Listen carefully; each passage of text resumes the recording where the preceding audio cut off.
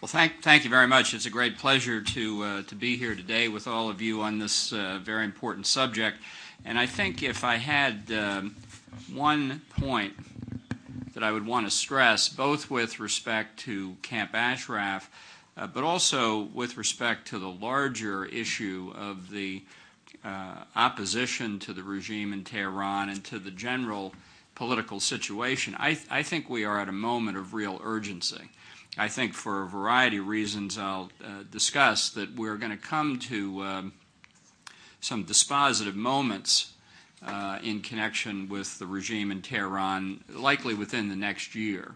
There are a number of forces that are coming together, and so the issue of addressing what's happening at Ashraf, what's happening inside Iraq, what's happening inside Iran and the region more broadly, need to come to the fore in public attention, both in the United States and Europe. But I don't think there's anybody who seriously understands the threat posed by the regime in Tehran, which is increasingly a military dictatorship. It's less a theocracy, although it still is that, and more a military dictatorship as power has flowed from the Ayatollahs to the Revolutionary Guard. But the regime today is the world's central banker of international terrorism, and it funds it on a non-discriminatory basis. Hamas in the Gaza Strip, Hezbollah in Lebanon, and in Iraq and Afghanistan. And combined with that threat of international terrorism is the 20-year-long pursuit of the regime of a nuclear weapons capability, which is now very close to fruition. And if and when that capability is reached, it will fundamentally change not just the Middle East, but the world as a whole.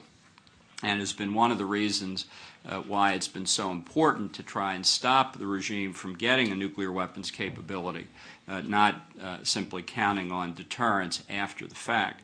And yet we have seen diplomacy fail, we have seen sanctions fail.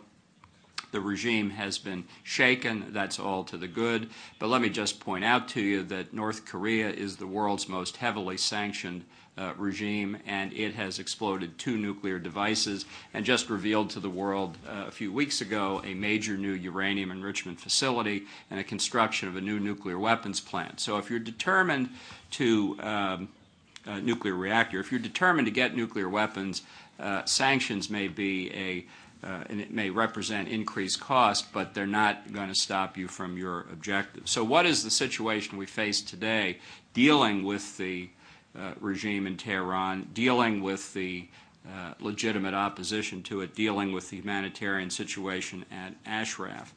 First, it seems to me that in terms of government formation in Iraq, we are at a critical period. This is one of the reasons I've said at the beginning there's a sense of urgency in dealing with this problem. We have seen the regime in Tehran bend every effort to get a sympathetic government installed in Baghdad.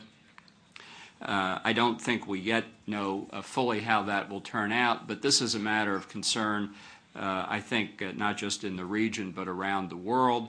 I am concerned, I must say, that the best we can think of at the moment in terms of protecting the residents at Ashraf from a hostile Iraqi regime is the United Nations. That is a frail reed indeed, and it's one of the reasons I still think that the government of the United States, having created the environment in which this threat at Ashraf is possible, has a continuing responsibility, even though we turned over sovereignty to a government in Iraq some time ago. No good deed goes unpunished. That certainly falls into that category.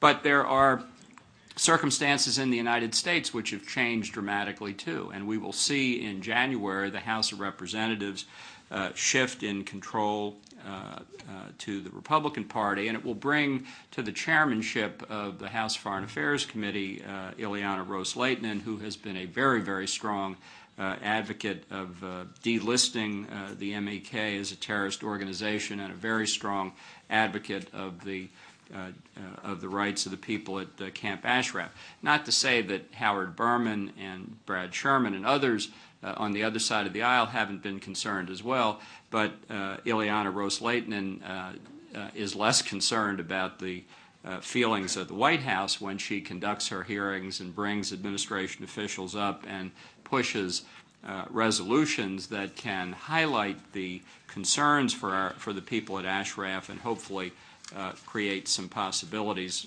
that didn't exist before.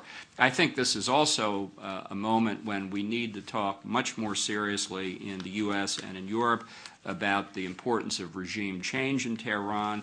Nobody can seriously believe that the 2009 election was free and fair, and I think we've seen that the conduct both of the regime and of the opposition candidates in that election since then demonstrates why it's not simply a matter of favoring one member of the current regime over another member of the current regime. It's the regime itself that has to go. There are no moderates in that regime from the perspective either of the nuclear and terrorist threat that it poses or in the sense of actually favoring real representative government for the people of Iran.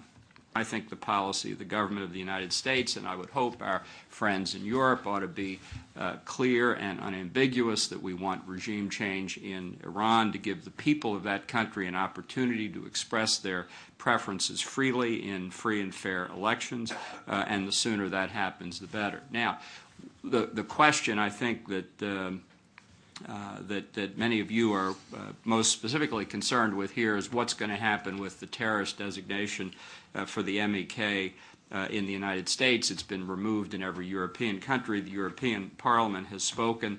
The judiciary in the United States spoke very clearly in a hearing in a ruling this summer by the D.C. Circuit directing the State Department to go back and review its earlier designation of the MEK.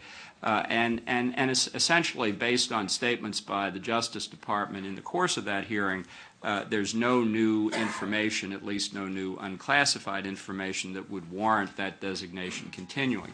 It's perfectly clear to me from following this issue over the years that the initial designation was for political purposes during the Clinton administration when it was pursuing a policy of accommodation with the regime in Tehran, and that the most recent decision by Secretary Rice at the end of the Bush administration was equally motivated by political desires to get negotiation with the regime over the nuclear program. These are fundamentally illegitimate bases on which to make a decision on an issue like that. These decisions have to be made strictly on facts, not colored by political views one way or the other. Now, the State Department has an opportunity right now to correct these earlier mistakes.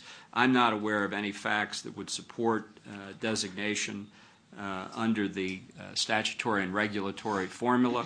The MEK should have, has had, but deserves a full opportunity to confront this information, and I hope we will see in the near future a correct decision being made based solely on the facts. But this is another reason I think we see a sense of urgency, and I just think this is underlined by the WikiLeaks revelations over the past couple of weeks. I don't think anybody should be surprised by the attitude of the Arab governments on the Arabian Peninsula and their opposition to the regime's nuclear weapons program or their opposition to the regime itself. I don't think anybody in Tehran is surprised at the attitudes that those cables revealed either. But what it does in a very dramatic way, I think, is underline that we have reached a crisis point where continuing to muddle through dealing with Iran, with this regime, whether through appeasement or efforts at negotiation or efforts at accommodation or however you want to characterize them, cannot succeed any better going forward than they have in the past, that the regime as a threat to its neighbors, to the world as a whole remains, that the threat that it poses to opposition to its existence inside Iran, at Camp Ashraf, around the world is only growing, and we are reaching a point where we're going to have to take dispositive action in the very near future. Thank you very much.